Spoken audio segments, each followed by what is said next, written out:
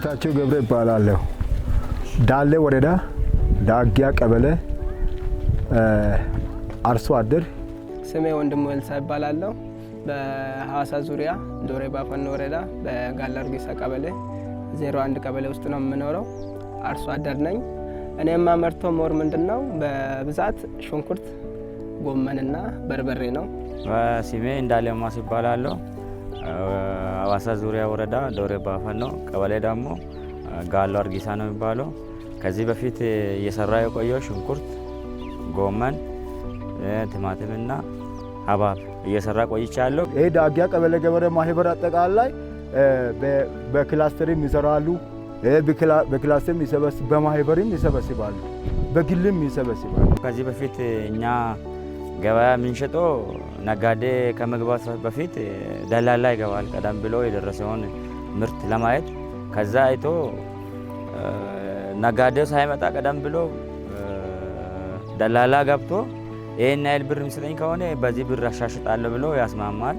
ከዛ እኛ ተቸግረን በቃ ምርቱ ከደረሰ በኋላ ስለሚበላሽ ተቸግረን ለደላላ እሺ እንላለን። በደላላ ይጭበረበራል ሞር አርሶ አደሩ ማለት ነው። ለምሳሌ ሞር አርሶ አደሩ ሰርቶ የለፈውን ያህል አያገኝም። እኛ ደክሜ ለፍተን የምናገኘው ደላላ ግን በአንድ ቀን ያገኛል ከኛ በላይ። ቺፕ አላስፈላጊ ጣልቃ ገብነቶች በማስቀረትና ማህበረሰቡ ከገበሬው ጋር በቀጥታ የሚገናኝበትን እድል በመፍጠር ገበሬው ምርቱን በአሪፍ ዋጋ እንዲሸጥ፣ ገዢውን በተመጣጣኝ ዋጋ እንዲገበይ እድሉን አመቻችቷል። አሁን ደግሞ በእናንተ ገዛ በቺፕ አማካኝነት ምርታችን ይኸው ደርሷል። እንደምታዩት አማርጠን ነው የሚሸጠው ለሚያዋጣን ማለት ነው። ክረምት አካባቢ ካሮት ሰርቼ ነበረ። ካሮቱ ደርሶኝ ያለው ቺፕ ድርጅት መጣልኝ። ይሄ ድርጅት ከመጣ በኋላ ምንም በቃ ፍሪደም ሰጥቶኝ ገበያውን አይቴ ገበያ ያለበት ቦታ ደላላ ሳይገባ ምን ሳይገባ በገበያ ባለበት ሌቭል እኛ እንገዛለን ብሎ ገበያውን አየሁት።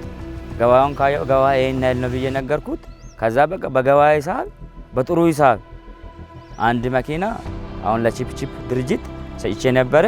እኛ አርሶ አደሮች አሁን ለቺፕ ጥሩ ዋጋ እየሸጥንላቸው ነው። ተጠቃሚዎች እንዲሰሙ ነው የምናገረው። በጋራ ፍትሃዊ የሆነ የግብይት ዘዴን በመፍጠር ግብይታችንን እናዘምን። ቺፕ